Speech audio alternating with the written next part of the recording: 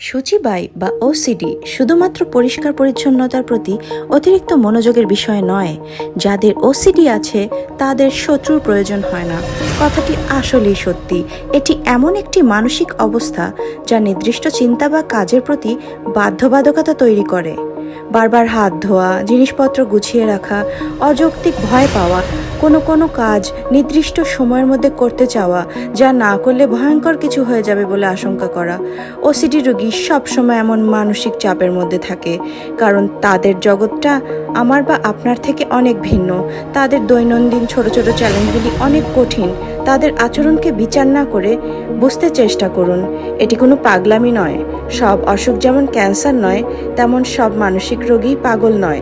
এমন মানুষের প্রতি সহানুভূতিশীল এবং ধৈর্যশীল হওয়া উচিত।